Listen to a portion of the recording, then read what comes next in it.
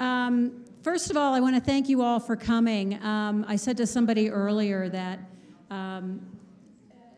it's just really great to see community come out for our children, and that's what this is about, caring about kids in a world that is surrounded by substance abuse and mixed messages, and how we can help our kids and families and help us be a healthier community. So it's really awesome you're here. I have a number of thank yous that I want to say. This would not be possible, this event, without the Betty Ford Center and the Betty Ford Center Children's Program. They were so willing to not only help put on this event, but Jerry Moe came here for free just to kind of get the message out, which is really, really awesome. Tonight we're going to learn effective strategies on how to make a difference in children's lives. It's just something we can always hear on how to do a better job. I'd like to thank our volunteers. We have some wonderful volunteers who met you as you came in, Dean and Kathy, and they really made this event stress-free for me, and I'm extremely grateful for that. I'd also like to thank the Hotel Jerome and our many sponsors, the Betty Ford Hazelden Foundation, The Retreat, Pitkin County, Cedar Valley Partnership for Drug Prevention, Jaywalker Lodge, and Response. All these folks helped ensure that this event would happen. It's pretty awesome. They have, there are tables in the back, which I'm sure you've already checked out, a lot of helpful resources if you have questions and want more resources for families or for kids. If you talk to the folks back there, they've got a lot to say. And I have a really special thanks. I am the executive director of A Way Out, and I have the great pleasure of working for A Way Out. And the reason that's such a great pleasure is because I have the most awesome board. And would you guys all stand up, the A Way Out board? They hate when I do this.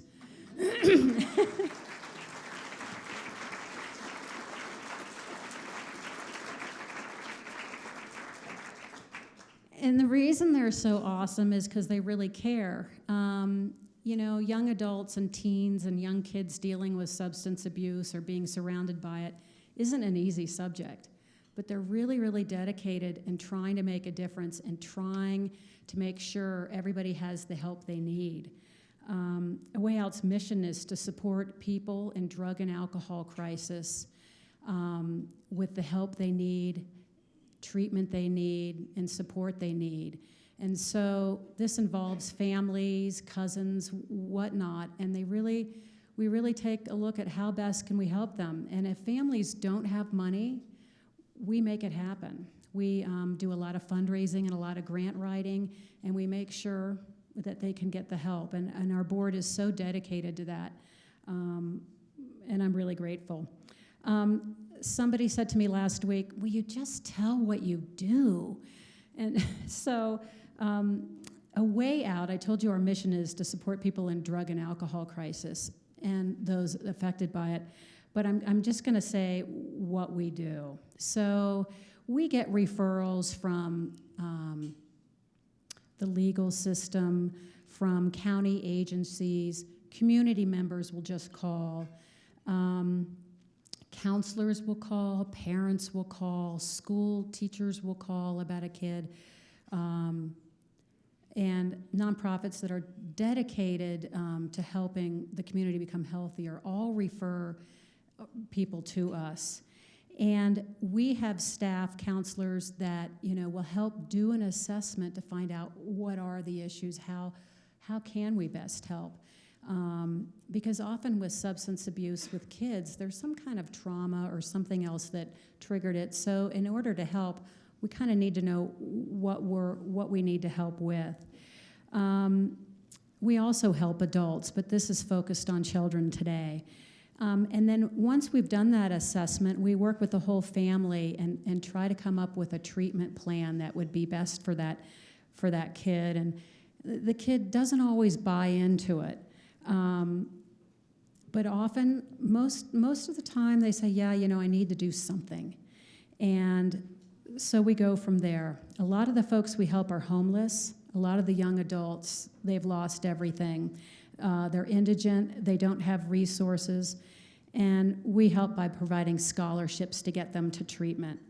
And we follow them for a year, because if they go to a 30-day treatment program, they're not fixed.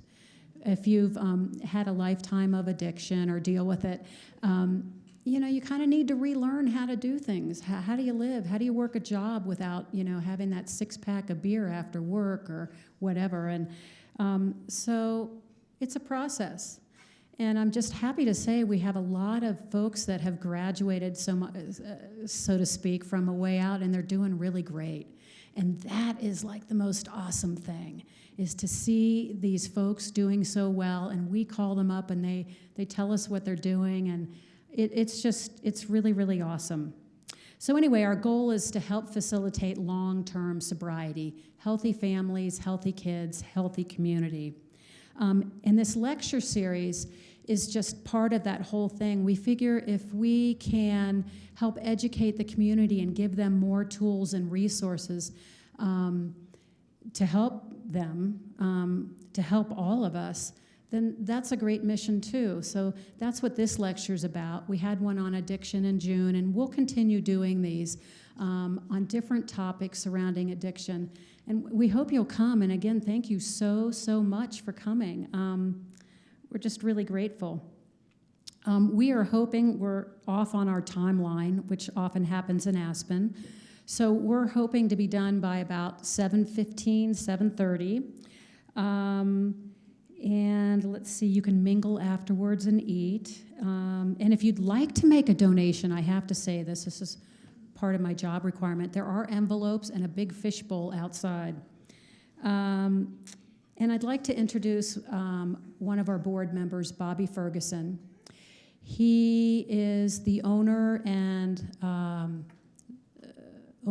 big think tank behind Jaywalker Lodge and its extension. And he has many programs. He is down in Carbondale, and he has done a tremendous service to the recovery community in our valley. And Bobby's going to come up and introduce our speaker. Oh, there you are.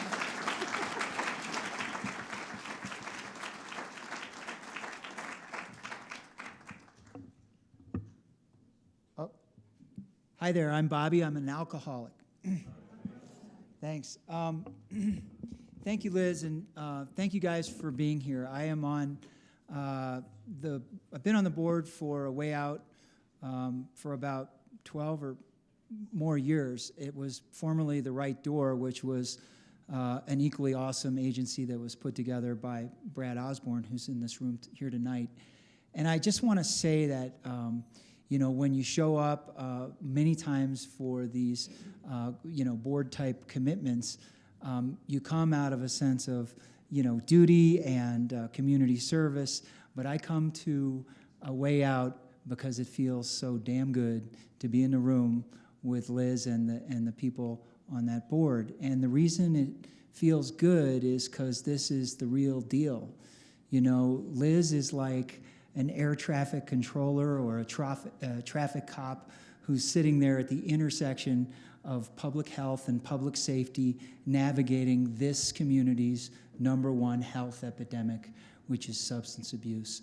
And she just takes them out of the jail and takes them out of the detox, and she loves on them and puts some money in their treatment fund. And these folks get a clinical assessment through these awesome contract counselors that we work with, and about, I would say, 3 or 4 times a month we'll get just a dossier in our email as board members, and it just breaks your heart. I mean, these folks are fighting for their lives, and it involves a letter from the participant. We've got people who, are literally on, it's the last chance, their last opportunity. And so then she'll go play hardball with the treatment centers, muscle them down on a treatment fee for a scholarship, get the families to participate financially in any way they can so that the addict and the family have some skin in the game, and off they go to treatment. And man, these are fundamentally, powerfully transformed lives back in our community. And it's directly due to the love and the energy and the hard work that goes into it. And then, oh, by the way, we'll get a couple other emails that so-and-so has made we get anonymous contributions in 5 figures. Liz raises money like a Tasmanian devil. So watch out, keep her at a safe distance because she's very effective. And we're just so much better off as a result. This is something, I think, just a hobby, pulling the community together for awesome events like this, something maybe Liz likes to do in her spare time. And it's just a great feeling for me to show up at a board meeting. It's a great feeling of excitement when I get an email from Liz because I know it's going to have a story, and the story's going to have a chance and some hope and a happy ending. And it feels good to be in this room. This is the solution. I moved here 15 years ago, and the situation in our community looks a lot different than it did back then. We've by no means turned the corner or got this thing licked, but listen, it's on the table. We're talking about it. We're getting together with like-minded people and a common call to purpose, and things are getting better here. It feels just freaking awesome, and I'm just so thrilled. I had a powerful experience when my kids were 9 and 7. I had just opened Jaywalker Lodge. We were a fledgling little treatment center for men down in Carbondale, and there was a very prominent program and speaker coming to our valley, and it was Dr. Jerry Moe. For some reason, through a grant, through the Betty Ford Center, and through, I think, Carolyn Kochner, who's on the board of the Betty Ford Center, we were fortunate enough in our little community to have Jerry come and do a children's program right here in Aspen. And Jerry took a couple of local counselors as apprentices and took 12 kids through 4 days of the most powerful experience. And vicariously, as a parent, we were asked to drop them off and pick them up, but on the last day, we got to take part. And I sat there, and it was one of the most profoundly joyful experiences that I'd had in 23 years of recovery. I got sober to be around unfettered childlike joy. That's the reason I freaking drank in the first place, because I wanted to feel good and I wanted a sense of connection. And there was this guy who had some way, it was a great relationship my kids still have to this day with Jerry, but the relationship that they had with each other in that room was even more powerful. And I went back to Jaywalker, and we did a redirect. And 10 years later, I can tell you that all we talk about in clinical staff meetings is, are our guys making friends, and are they having fun? Because we figure if there isn't joy in early recovery, there isn't going to be lasting recovery. Now we have a third-party evaluator called Omni that's halfway through this 3-year longitudinal study to look at the clinical efficacy and basically the effectiveness of a program that focuses on what does it mean to make a friend, to choose a friend, right or wrong, I got your back.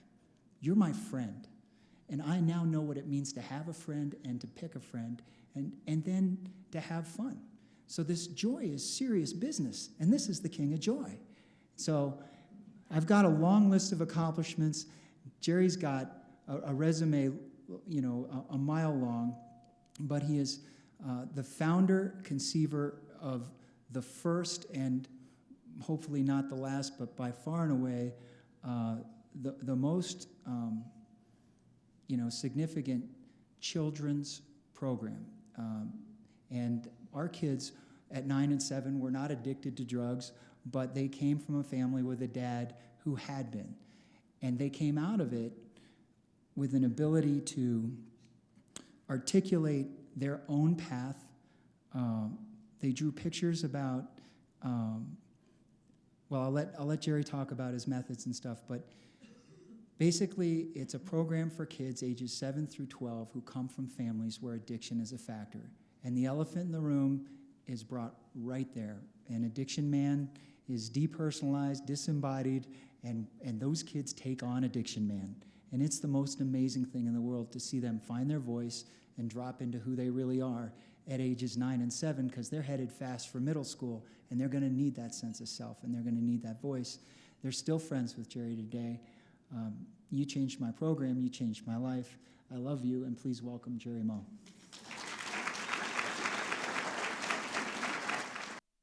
Thank you.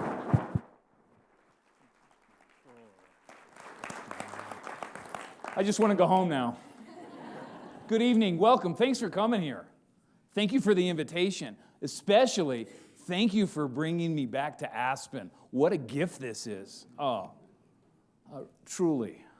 So it's 4 a.m. I'm coming here. It's 4 a.m. I live in the desert in Southern California. And you get in the car, got to get to the airport, got to make that first flight so you can connect with the second flight.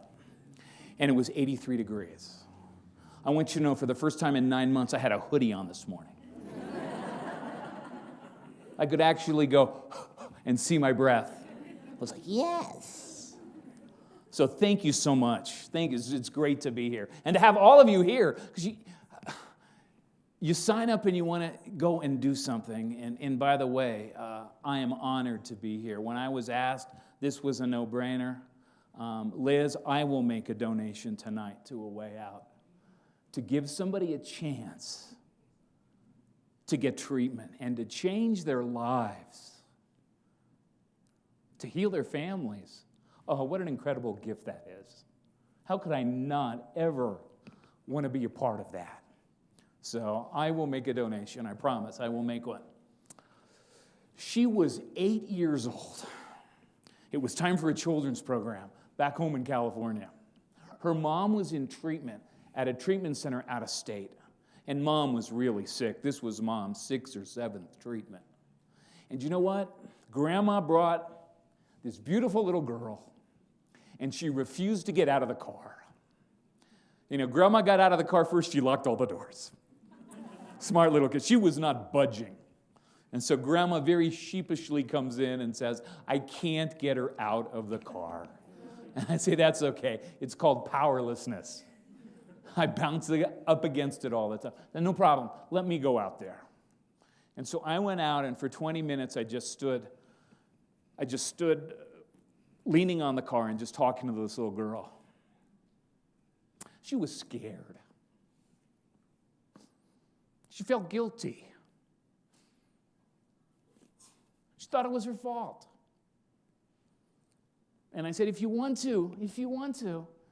feel safe, you can open up the door. I won't come in the car. I won't bother you. I can't make you do anything. And I looked at her and said, I have trouble making myself do things, like comb my hair and wear socks.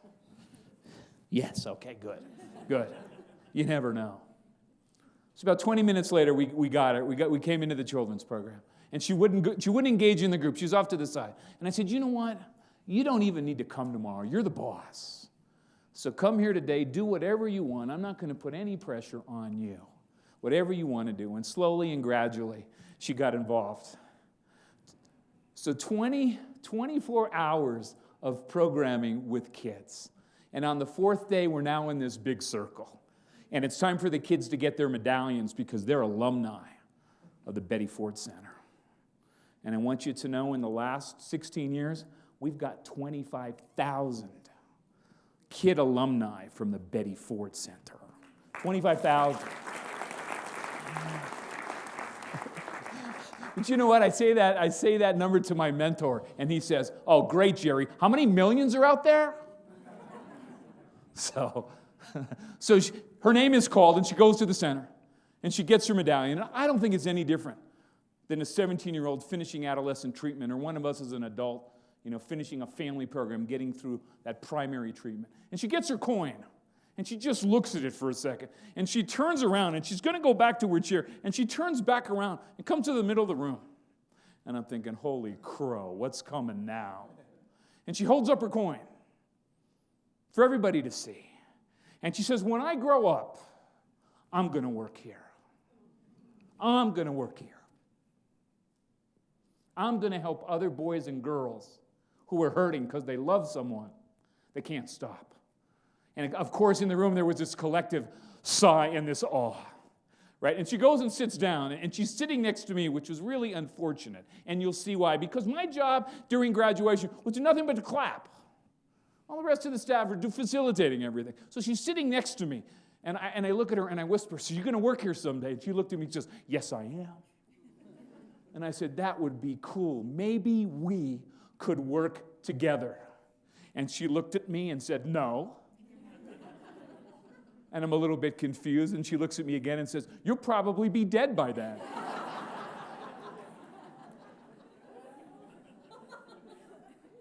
I got to tell you, that's more powerful than any intervention I've seen on A&E. I was walking this morning, I was meditating, I was reading my book for the day. I was, So it is wonderful. It is wonderful to be here, and I bring a message of hope tonight, and if nothing else, hope. Because you know what? We know how to help people get better. We just need to see there's more opportunities for more people to get this. That's really the key. And this is the end of National Recovery Month. This is the end of the month, and I just want to say, I have to say, for all the people in this room that are in recovery from this awful disease, and you can experience this disease on many different ways, and I congratulate all of you. Your courage, your strength, your honor, wow. Isn't it cool for us to be in recovery today? Isn't that cool? And I'm going to talk it again.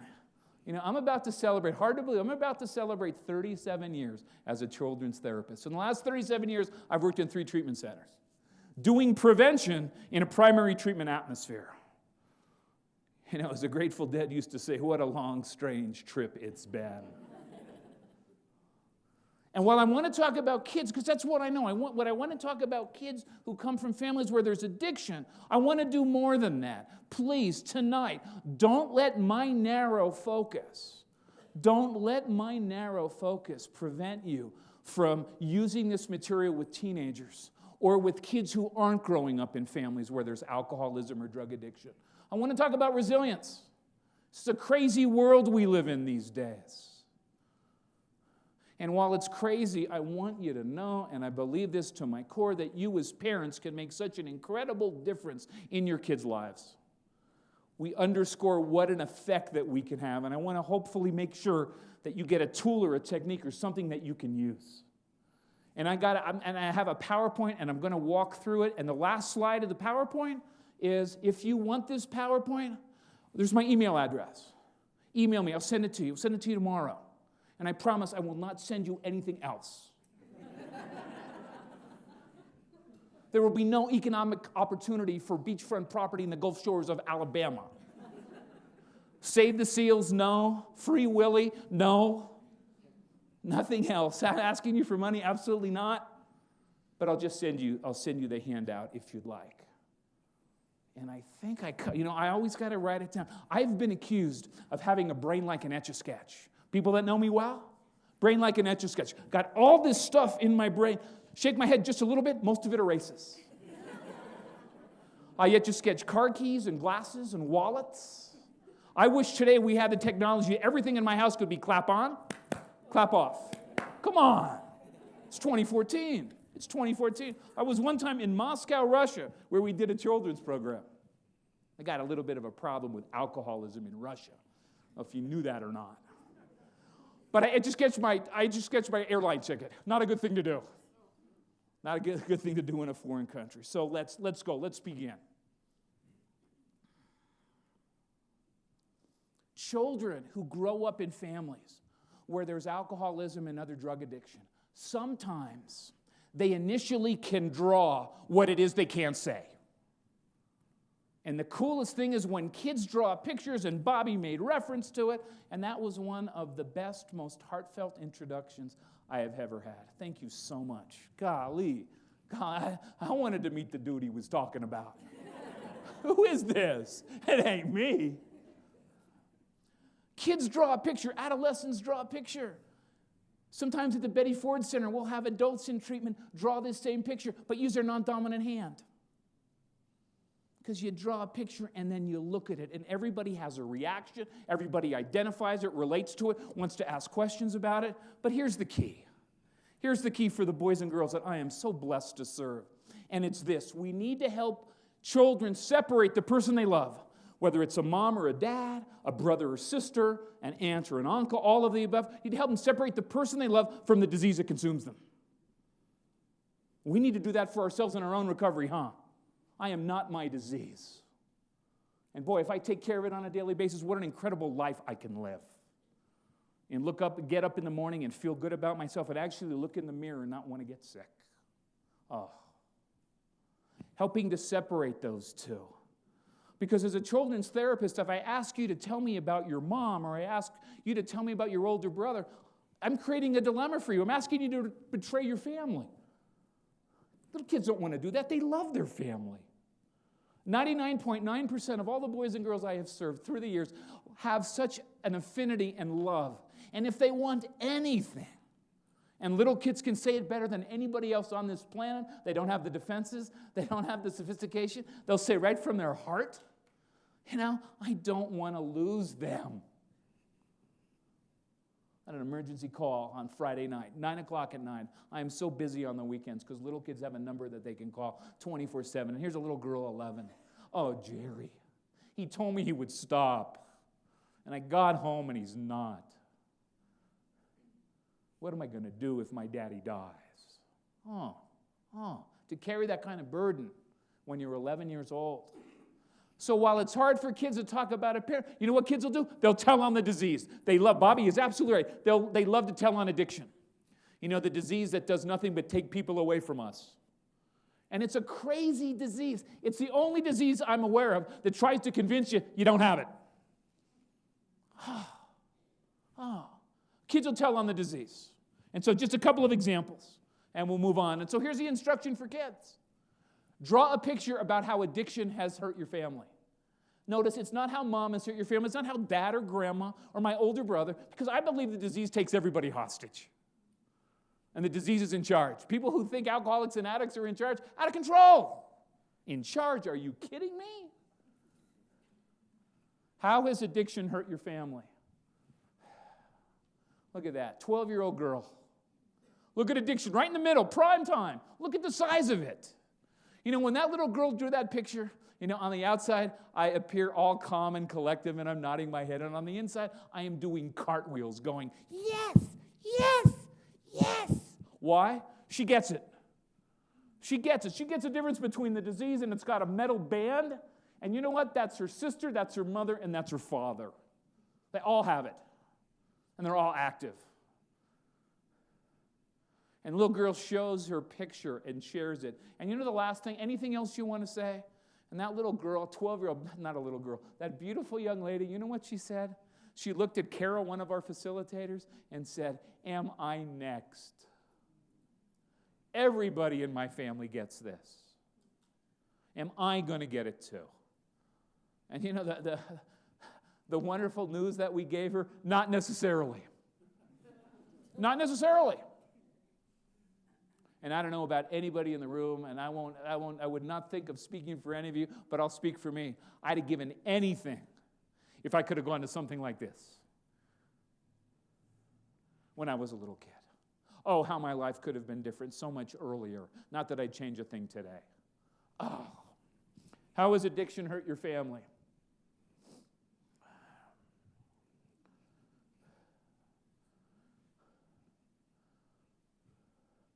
A formula.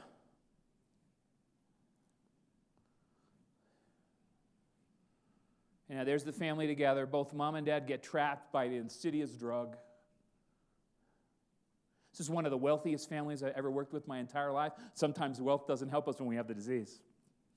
And you know what happened to those two kids? They got put in a foster home. And when that little boy could finally call me from the foster home, scared out of his mind, what he said was, before he goes to sleep at night, he lays his head on the pillow, and before he goes to sleep at night, before he drifts off, the last thing he thinks about, are mom and dad okay? When do I get to see him again? Will that day come soon? How has addiction hurt your family? Up, look at me. How has addiction hurt your family? 9-year-old girl, I'm here to tell you sometimes how kids and families get affected is not by what happens, it's by what doesn't happen. This little girl spends every other weekend with her dad, Friday night, Saturday, and Sunday. She's 9 years old. Her name is Gloria. And you can't see it really good right there, but on her right eye as we look at it, there's a tear. Gloria's dad is addicted to methamphetamine. He's had about a 72-hour run. Addiction, Newton's third law fits perfectly. Where, for every action, there's an equal and opposite reaction. He crashes. This little girl never told this to her mom, and you'll see why in just a minute. But she shows the picture, and she says, this is what happens in the house. And she said it matter-of-factly, as if all kids live this way. And she said, and we looked at the picture and said, Daddy's asleep. So I sit in the chair and I wait for Daddy to get up. Who makes you breakfast, Gloria? I do. How about lunch? Oh, I make lunch. And she proudly tells us how she makes lunch. What time do you go to bed? I sleep in the chair. Why do you sleep in the chair? You know what this courageous little girl said? Because every once in a while I wake up and I go over to the couch where my daddy is sleeping and I put my face right next to his mouth to make sure he's still breathing. Oh, wow. Wow. And other kids made comments, and it wasn't till an hour later, we're going to lunch, when she grabs me by the arm and takes me over to the corner and says, you can't tell my mom about this. You can't tell my mom. And went on, and we talked about, well, you know the rules. If you're not safe, I have to do something. That's the law. That's the law in every state that I work in. And you know what her fear was? Her fear was that if I told her mom, she wouldn't get to see her dad anymore. And that she'd rather go over and have this than not have a relationship with her dad. That's how deep that love goes. Last one, we've made the point. So there's the mom saying, you are too much. I am leaving. Saturday night. And when children experience any kind of stress, any kind of trauma that no one explains to them in an age-appropriate or a developmentally appropriate way, you know what boys and girls do? They make up a story for it all to make sense. And unfortunately, often that story is so far from the truth. And all too often that story is, I must have done something wrong. What's wrong with me? And you know how I want to reframe that for people of all ages in treatment and in recovery? The appropriate question is not what's wrong with you. The appropriate question is, what happened to you? You're not bad or you're not worthless. And if someone could just explain to that little girl that mommy has this sickness inside called addiction, and it takes control of her life, and she needs to feed the monster, and her leaving is any excuse she can make to justify in her mind to go out and do that. What a difference. My fear is this, though. Children grow up, and they make up a story. If someone doesn't come along when they're teenagers or young adults, those stories become life scripts. And they so limit our way of dealing with the world. They so limit our way. And so, alcoholism and other drug addiction, it's a family disease. Everybody gets hurt by this, including kids. And all too often, unwittingly. It's a disease that gets passed from generation to generation to generation. Where in the world does it stop? I am thrilled to be. Look at the size of the crowd tonight. The first time I ever was asked to do a presentation, get this, it was at the end of a conference.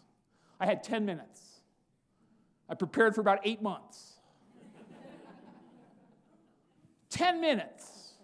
And it's the end of the conference. Well, I hadn't been to a conference before. Little did I realize, at the end of the conference, people are getting their certificates, they're filling out their stuff, they're getting their pay stuff, they're getting their parking stuff, getting all that valid. Here I go in the room shaking, and there were 2 people in the audience. One of whom was my mother, sitting next to Dad. So look at all of you here on a Thursday night, no less. I don't get to do this much anymore. Oh, I'm in front of audiences, but you know where I am? I'm at a treatment center. The treatment center other than the Betty Ford Center. Why? Because I want you to bring your kids to the children's program. I want you to make the best amends you could ever make to them and give them a chance to engage in their own healing. And so I'm with people in early recovery. And wherever I go, and I'm not asking you this, so nobody raise their hand, but wherever I go in any treatment center, I always ask how many people in the room came from a family where addiction was a problem. And you know what? It's 75, 80% of the folks. And I want to tell you one thing about that, and we'll move on. Right now, and think about all the wonderful treatment centers that are represented here this evening. And I don't want to start mentioning them because I'm going to leave them out, but you know who you are. You're my friends. Love you. Do anything for you. Man, we got to work together. It's a big disease. Big disease. And that need to work together. But right now in any treatment center, you know what? There's a 17-year-old girl. There's a 25-year-old young adult male. There's a 43-year-old woman. And there's a 62-year-old grandpa. All different treatment centers. And right now at this very moment, they're all coming to. They're coming to. And you know what they're coming to? They're coming to the realization that the disease they never asked for has created havoc not only in their own life, but in all the people they love. My goodness, who would ever want to hurt a family member? So foreign. But you know what? For a lot of those people in treatment right now, it goes down, the elevator goes down 3 more stories because they're beginning to remember what happened to them when they were kids. You get the alcohol and drugs out of the equation, you start to feel it in your body. You start to dream and nightmares about it. All of that stuff keeps coming back. And so the strength and courage, and again, for all of you in this room tonight that are in recovery, you're changing the legacy in your family. How cool is that? And so if you were in early recovery, and maybe some of you are, I will not ask, or you're just here because you love your kids, and the way the world is today, you don't want them to get harmfully involved with alcohol and drugs. I'm here to tell you, if you were recovering on, if I was in a treatment center right now, you know the thing I'd say most of all is this: the best gift you can ever give to the people you love the most, ironically, is the gift you give yourself. It's called getting clean and sober. And for family members, it's dealing and healing all of that trauma and codependency that's gone on for so long. It's the best gift you can give, is your recovery. I see it all the time. And it's happening all over the state of Colorado at places like Jaywalker. And a way out sending people to the best kind of treatment, based on what they need. And if you'll allow me just for a moment, indulge me for just a moment. I grew up in a family that found recovery. And even though he's been gone now for 5 years, when my dad passed away, 38 years, clean and sober. I had a relationship with my dad that I never thought would be possible as a kid and as a teenager. And you know the best part of all? Is my 3 kids, who are all adults now with kids, my 3 kids only knew a sober grandpa. And so what you're doing to stay clean and sober, what you're doing to be the best parent you can be today is huge. It's huge. So we get clean and sober, we deal with our trauma, and then we get actively involved in our kids' lives. One of my mentors is a psychiatrist at Harvard. Great friend to Bill Cosby. His name is Dr. Felton Earls. You know what Felton says today about children in the United States of America? They suffer from poverty. Time poverty. They're time impoverished. And the most important people in their lives don't get enough time and energy. And giving that gift to our kids is the most important thing of all. And you'll see why in just a little bit. And I'm intrigued by this. And this helps us as parents and grandparents. I'm going to give you a formula tonight, give you some ideas, and it's this: resilience. You know, how is it that some people grow up in such adversity and such challenges and trauma and the odds stacked against them, and yet do extremely well in life? They overcome the odds. They keep getting back up. They keep moving forward. They won't settle. They won't stay down. They keep getting up. It's resilience. And you know, and scientists, and remember, I'm a children's therapist. Come on. There's a lot of people go to treatment, they're looking for their inner child. Most of my life, I've been looking for my outer adult. Still can't find them. Hope I don't. Successful adaptation. Despite challenges, despite difficulties, the kids, they successfully adapt. But the most important part of all for me as a children's therapist, as a father, and as a grandpa, and that's this: when it comes to the people I love, I want to empower them. Empower them because it's their strengths, their skills, and their supports that allow them to prevent adversity from derailing their lives. For the people that work in treatment centers, I know plenty of you are here, my brothers and sisters. Don't we do that every day in treatment? Help people build skills, life skills they never had before. How can I give you something I don't have? And when I was a little kid, why didn't I have it? My mom and dad didn't have it yet. They both found recovery. Once they had it, they gave it to me. They shared it. Skills, but supports. Do you know that as a parent? One of the best things I did is I went and took parenting classes. Because you know what? It's like you're being a children's therapist, you know too much, and you can't do it with your own kids. And so here I am with great humility, showing up in a room like this for a parenting class. Everybody's coming up, shaking my hand. Oh, Dr. Moe, we're so glad that you're facilitating this. Not. But for the parents in the room, just a tip for the grandparents in the room, I learned this, and it works so well, is that when my kids were little, we found other sets of parents who had a similar value system to ours. And we surrounded our kids with those parents and people that had that similar, because sometimes my kids couldn't come to me, but they'd go to one of those other people who I knew had a value system similar to mine, who'd be given love and caring and support. So important to do that. Surround with people who live a similar lifestyle. So important. So important to do that. And so here's what I want to talk about. I want to talk about solutions. But I want to frame it in a way that I talk about the work that I do, but I want to extrapolate it to people who aren't necessarily from addictive families. You don't have to come from that kind of a family. I just want your kids to grow up and be healthy and productive and relatively happy. Oh. And so, learning about addiction, one of the first things we do with kids, I'll show you that in a minute. Do you know the resiliency skill that all kids need is called autonomy? And all that simply means is being able to separate from all the stress that's going on. It's helping kids to see what they can change and what they can't, where they can have the biggest impact in their life. Helping kids to be able to communicate. Oh, so vitally important to communicate. You know, boys and girls, adolescents have a lot of questions. Who are they going to ask the questions to? Who's going to listen?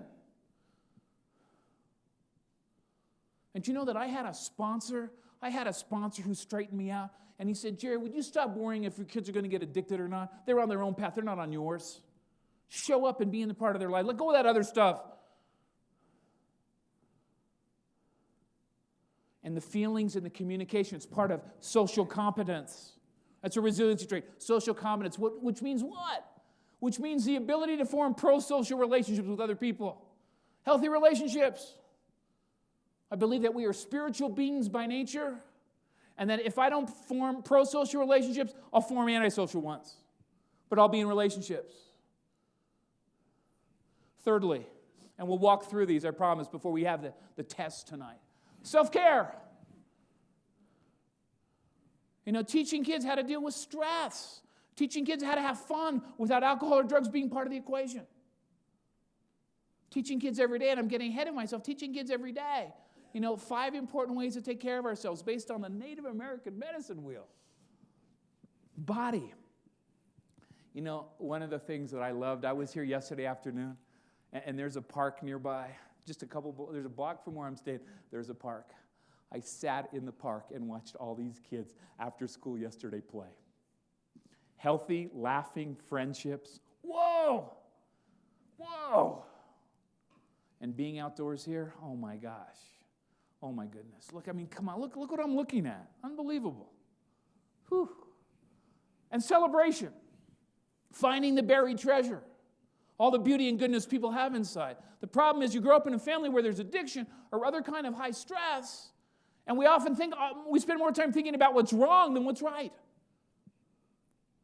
There's goodness there, and gosh, in a children's program, you know what I want to do? In a children's program, I want to hold up a mirror to every kid and get them to see the things that they're really special in their life, their talents, their gifts, so they can strengthen them and hone them and develop them and use them for their own well-being. I want to help my kids see it. I want to create opportunities where they can build on those things.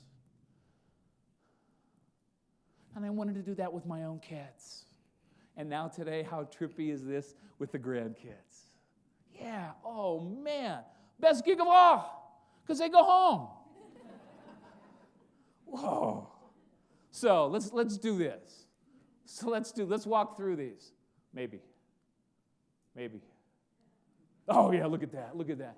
I need 2 volunteers to come up. We've got some fabulous prizes this evening. I'll tell you what I want before anybody comes up. I want 2 people come up, just for a second. I promise you're not going to get embarrassed. I'm not going to ask you any questions. No humiliation or your money back. I promise none of that's going to happen or embarrassment. All I want you to do is stand up here. I want you to be my disease. I want to show you this in a very visual way. I need 2 people to just come up and be my disease. Could I have two people? Look, so you can't wait to get up here. The disease, absolutely. Thank you. Good. I need somebody else.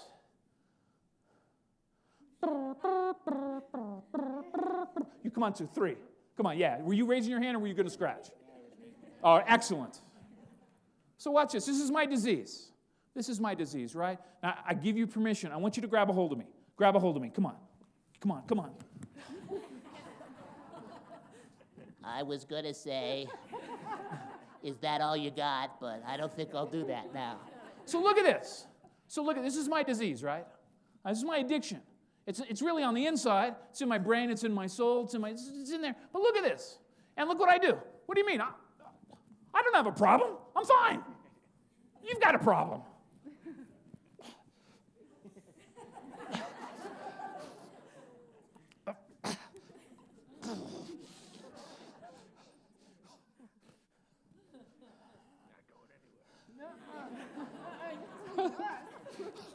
Who's in control? Yeah, look at this disease. Give them a round of applause.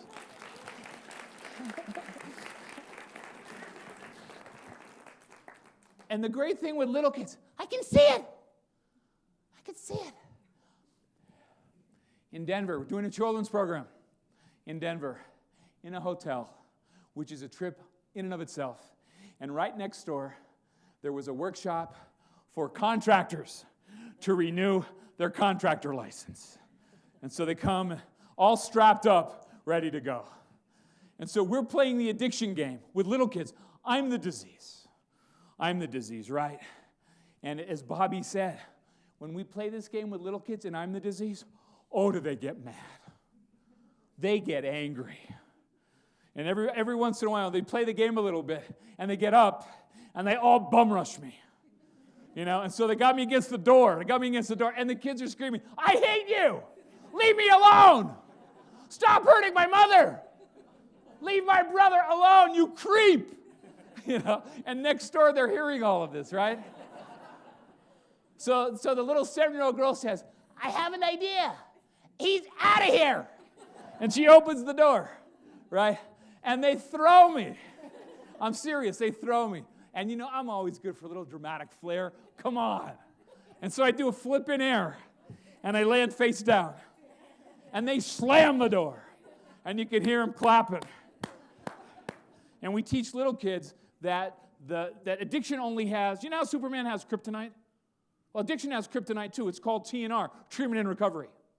Arch nemesis of addiction. And so the kids are screaming, TNR, TNR, TNR. And I'm lying on the floor. I'm lying on the floor. I'm tired because kids are crawling all over you all day, sneezing on you, doing all that, giving you wet willies, whether you ask for them or not.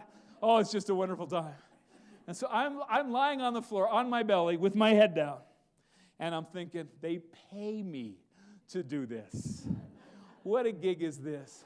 When all of a sudden, 2 contractors flip me over. And are you okay? Are you okay? You know, they're about to do CPR. I don't think so. I don't think so. Helping kids to separate those two. You know, and for a lot of boys and girls, you know what they need to hear? That addiction was around long before you were even born. It had absolutely nothing to do with you. Nothing to do with you. And it's not your fault, and you're not to blame. And kids and teenagers, they can't make the people they love stop drinking or using drugs. They can't make them start. They can't make them stop. If I had 4 words to say to kids to remember, you know, if I just had a couple of words, you're not the cause, you're not the cure. You are not the cause, you're not the cure. You can't make this okay. You know, the other thing I want kids to know, and I was in a meeting one time in Washington, D.C. with all these scientists, researchers from like the National Institute of Drug Abuse and the National Institute of Alcohol Abuse and Alcoholism. It was like bring researchers and clinicians together, put them in a room, lock the door, see who comes out, see who gets voted off the island first.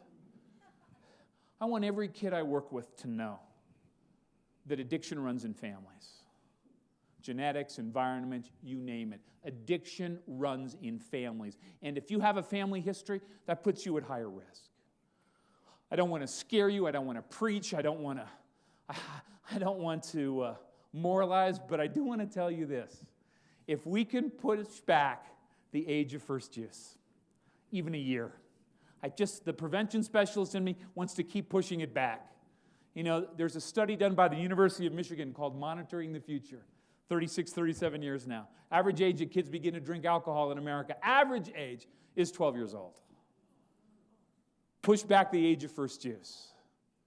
Just push it back. Push back the age of first use. And when it comes to alcohol and all the other drugs, harmful when used by kids whose minds are not completely developed yet. Toxic.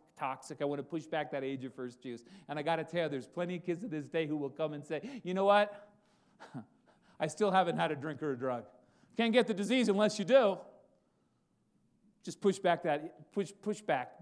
Make a promise to yourself. Make a promise to me that until you're 1 year older, and then you can make another choice if you want to make it another year, but just do not get harmfully involved. The kids are at risk for this stuff. Big time. Big time at risk. Let's keep moving.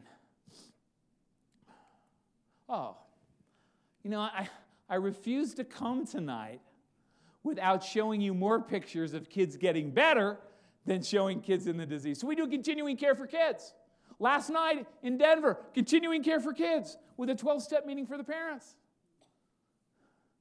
But you know, I took 4 years of French, some in high school, some in college. Guess how many French words I can say today? French bread, French fries, French pastries. I can't speak because I didn't promise it. Those of you in the room in recovery, we go to 12-step meetings. We go to Al-Anon. We go to AA. We go to CODA. Geez, we need Alateen here. We need to have some Alateen here. My goodness. We've got to make that happen sooner rather than later. But we practice. Kids practice too. So in continuing care, we ask kids to draw a picture. How do you know you're getting better? How do you know your family's getting better? And look at this little guy. Look at this little guy. It's not my fault. I'm a special person. Spending time with my dad.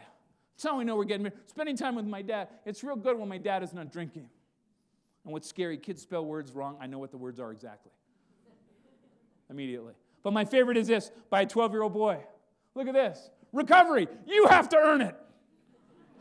There's no drip of codependency here. He's not reading the book Codependence Some More with 8 DVDs and a poster. You have to earn it. And I said, what's that key? That's the key for my dad. I can't pick it up. It's not my key. I got my own key. I can't give it to him. It's up to him. Hopefully someday he'll grab it and he'll put it through the door. But until that time, we do not allow alcohol, drugs, or nicotine in this house anymore. Wow. Wow. Family's getting better. And sometimes, you know what? It's a family getting better or a family doing an intervention that gets the rest of us to go to treatment, huh? And then there's a program like A Way Out that makes sure people get there. Okay, let's keep going. Opening doors. Look at this. I have never met a person in any treatment center that I visited or worked at of any age that doesn't come with this. Oh, that's hard. Do we have a chiropractor here tonight? Look at this. Big Book of Alcoholics Anonymous, we call this the wreckage of our past. I've seen people in treatment that say, not only will I carry mine. Excuse me for just a second. See, let me just take this. Please don't take photos now. I'll be in timeout again at the center. Look, some people not only have their own stuff, they carry mom or dad's stuff. You know, I one time did codependency treatment, long time ago. You know what the gist of the treatment was the whole time I was there in an 8-day workshop? Was figuring out what stuff was mine and what stuff belonged to everybody else and letting go of everybody else's stuff. Look at all we carry. Little kids carry this stuff. We carry it as adults. And yet, what do we try to do? We try to do this. Oh, no, I'm fine. Everything's cool. It's good. It's good. Look at this. We do this all the time. Check this out. One hand. Check this out. Whoa! Look at that. Look at that. I used to, at home, it's a bag of rocks. And rocks are all painted with like problems and feelings and secrets on it. I'd have brought the rocks, but I got a little trouble with security at Albuquerque at the airport. Oh, not a good experience. Yeah, look at that. Check this out. See, every people say, I'm sitting in the back. You won't come back here. Yeah. Look at what we carry. And is it a surprise? Is it a surprise when I'm 10, 11, 12, 13, 14, keeps getting younger, and I don't know how to deal with this, and what do? I pick up that first drink. I pick up that first drug. And you know what? And I drink it, or I smoke that joint, or whatever it is, a little bit of speed. And you know what? For a little bit, look what happens. Yeah. Uh-huh. Ow! For all the recovering alcoholics and addicts in the room, think about this. Could it have been that the first time in your life you ever felt normal was the first time you got drunk or the first time you got high? And think about what kind of an example we set for our own kids when we're doing that kind of stuff. And so you know what treatment is about? You know what therapy is about? You know what continuing care is about? You know what all that stuff is about? We sit. And what do we begin to do? Deal with this stuff. You know, a rock at a time. But to deal with this stuff with the idea, with the idea, I need to name this. I need to feel this. I need to work through this. And then I need to put it behind me and get on with my life. We stay sick because we don't work on this stuff, and it won't go away. And you know what it's about? It's about rolling up our sleeves and getting down and dirty. And I see too many people in the treatment centers I've worked at all these years don't want to do the work. That's how we get free. We all got the issues to deal with. We got issues with kids and peer pressure and all that stuff. Deal with this stuff and put it behind us. Put it behind us. You know, Claudia Black taught us 32 years ago, where in the world has the time gone? Pioneer in working with families. Claudia taught us, you know what happens in families where there's lots of stress? Don't talk, don't trust, don't feel. Don't talk, don't trust, don't feel. I've never seen a problem solved by not dealing with it on some level. And I had a little kid one time, so much smarter than I am, so brilliant, and raised her hand, and I said, she says to me, I think what you really mean, it's like, you know, my mom is this beautiful flower, but all these weeds have grown, and all you see are the weeds, you don't see the beautiful flower anymore, and you miss the flower. And so mom goes to get help, but what she's got to do is not pull the weeds at the surface, because the roots are still there. It'll grow back. And I'm saying, slow down, let me take notes. And it'll be in my next book. Have your agent call mine, we'll give you credit for this. All right, 2 comic books and a Super Mario Brothers. Great, we can do that. but getting it by the roots. And that's really what we're talking about. Little kids have the same thing they need to do. Oh, and to deal with this stuff and to get validation. I'm here to tell you that for children, you know what? When they're in a group with their peers, it's just like people of all ages where they relate and they identify. They have people, oh, you get scared too? Or you thought it was your fault? You can't bring friends home? You don't know what to say to your friends when they want you to smoke cigarettes and drink alcohol because you want to keep them as your friends, but you're not sure how to say no so you can keep... Oh, being able to talk about that stuff is so, so vitally important. And so, get this. I'm at the airport in Albuquerque with my regular bag of rocks. All right, it's 5:30 in the morning. I had to go back and do a presentation. There's no way I'm checking my rocks. They're coming with me. We're close. They go through the x-ray machine. And there's the guy, there's a security man. He had one eye open. It was still too early. He only had one lamp up. And the bag went through. And he goes, what's in that bag? And with a real straight face, in my bag, those would be my feeling rocks. And he looks at me and says, we're going to have to look at those. Oh, I got so excited. Was tingling with anticipation. Because we can do this work virtually anywhere. So we put them on the little table. You know the little table there. The TSA brothers and sisters use. It's on the little table. Now, the security guard was a little bit shorter than I am. So what did I do? I went like this. So we were at eye level, whether it was culturally appropriate to look him in the eyes or not. He takes out a bag, a little baggie, and it had the sad rock paint on it. I said, this is a sad rock. And he goes like this. He goes like this. He's ready to work. Oh, yeah. And I go, would you like to share a time? And then his supervisor came over. And he's like this. I wanted to take out the angry rock to validate him. I was scared. I didn't do it. I didn't do it. It's dealing with this stuff, getting it out, and finding that, it's hard to grow up. And boy, who has that value system for your children better than you? Because you always want the best for your kids. Have a regular time that you sit. And please, you know what? Do things with your kids. Do not sit them down for the 20 questions. You try to sit them down and you grill them. It's like you get the barbecue ready. And you grill them. As soon as you start grilling your kids, they go monosyllabic. Did you notice that? How you doing? Fine. How was school? Okay. Learn anything? No. Where are you going? Out. Bye. Need to spend time. We need to spend time. One of the best was I have identical twin daughters. It's a good thing they were girls, because if they were boys, they're going to be Pete and Repeat. Those are the best names we came up with. Thank goodness. I got more data from my daughters driving them as young teenagers. Because even though I'm driving and you know what, and I got my hat on and I'm not listening and I got my shades, the stuff they talk about. Learn more information that way.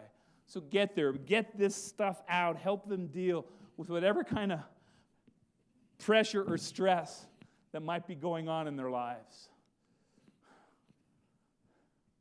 How I feel now. Getting that stuff out. So important. There was a little girl in the Denver Children's Program. Her dad was 91 days clean and sober.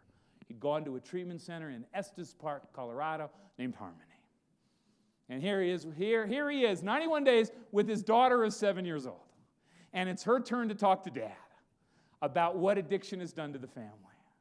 And they're sitting knee to knee, and I'm right there on the floor, there for both of them equally. And I said, anything you want to tell your dad? She says, well, I don't want to read this. You don't have to. What do you want to tell your dad? She looks right at her dad and said, I am so proud of you. Oh, Dad, thank you. It's so great to have you back home. And this is a dad that scratched and clawed. He never had 91 days since he was 14 years old. Oh, and he felt such a sense of validation. And then she did something I'd never seen a little kid do before or since.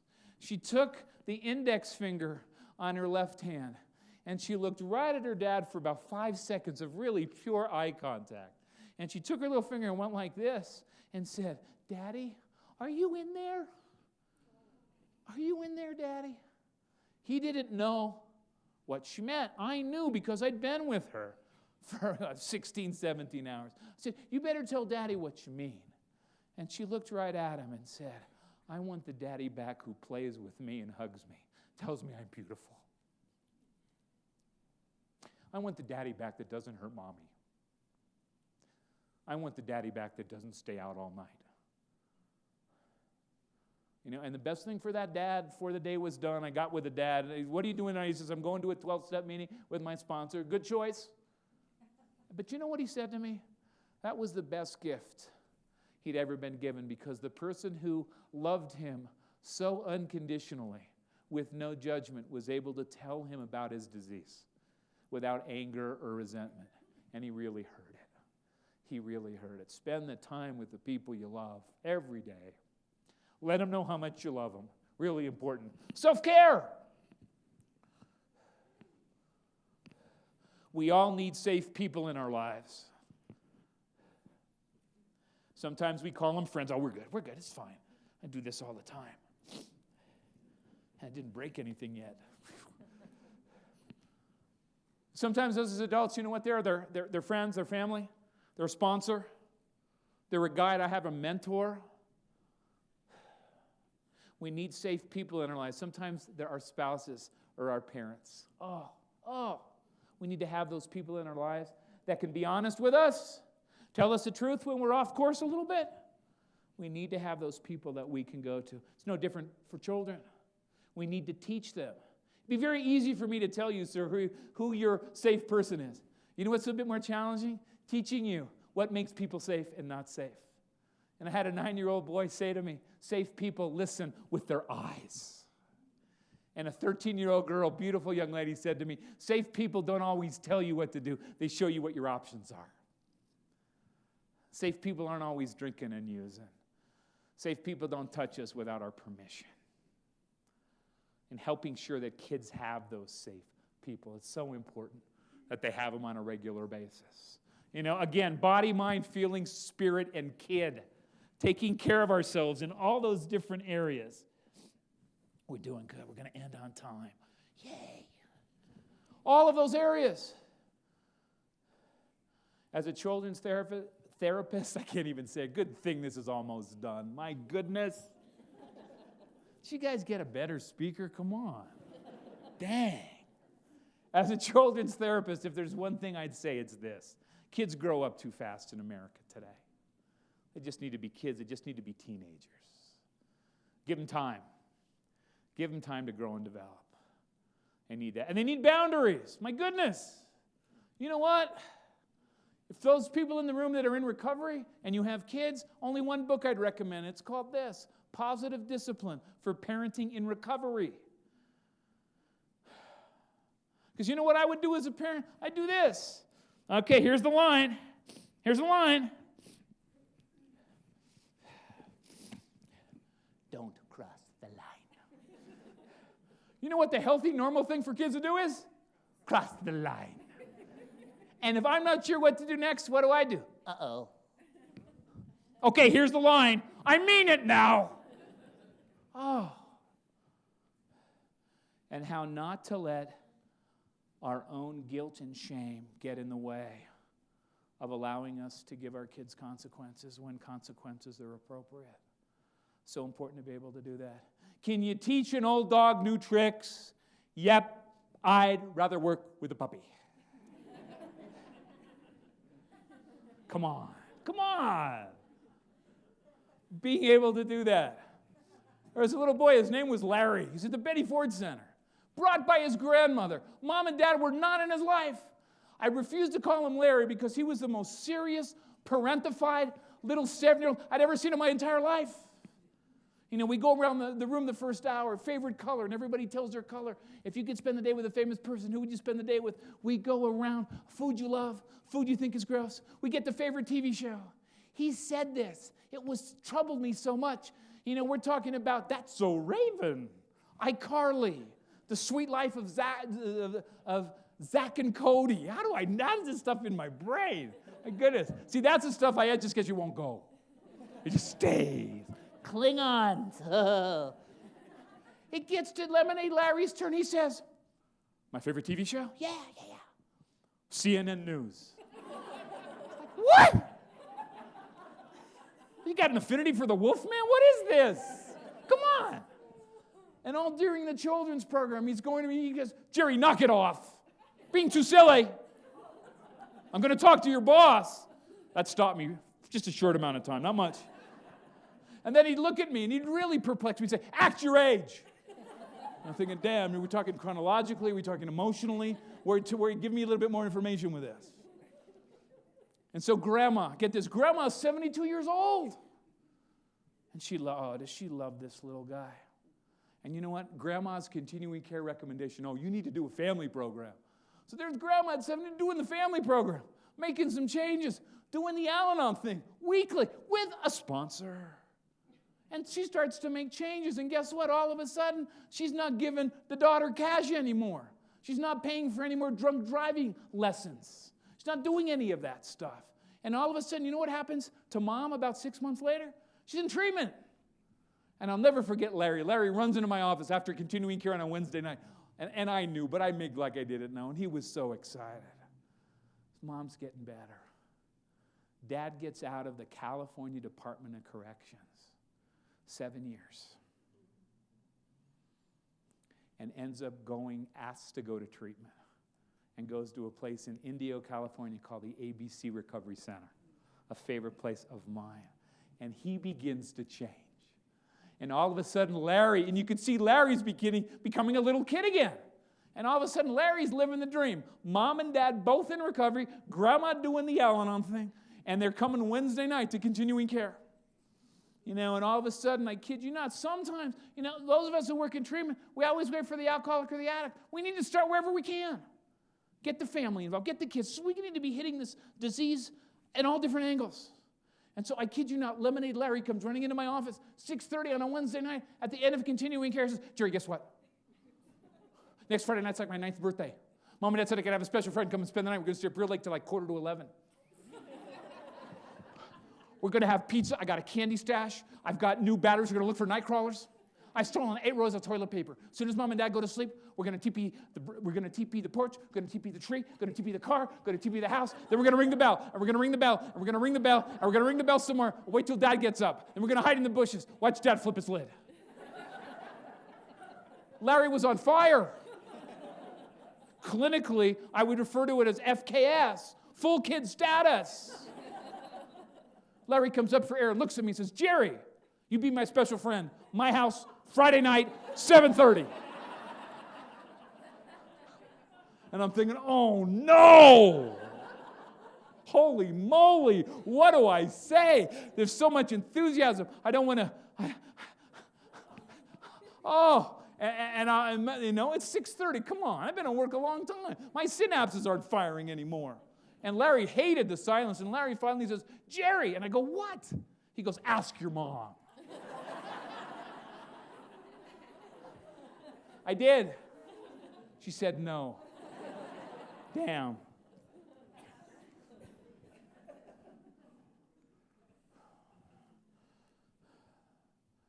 How do we know we're getting better? Bless you. You're welcome. How do we know we're getting better? Remember the picture of Gloria? She stayed on the chair the whole weekend while her dad was sleeping. What's this little girl do? She calls for help.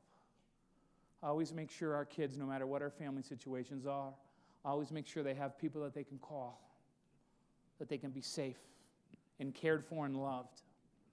And lastly, getting close to wrapping this up, celebration, finding the buried treasure, all the beauty and goodness that's inside that addiction just buries. You saw that when the disease had me, that disease wasn't leading me toward you, it was leading me away from you. It's the nature of the disease. What a selfish illness. And if when I'm working with people in treatment, I say this one sentence, and if it'll help, use it. But to me, the biggest tragedy of this disease is that when any of us are in it, we cannot consistently love the people who mean the most to us, including ourselves. It's the biggest tragedy. The people that mean the most to us, including we're at the end of the line. And finding the buried treasure, all the beauty and goodness that people have inside.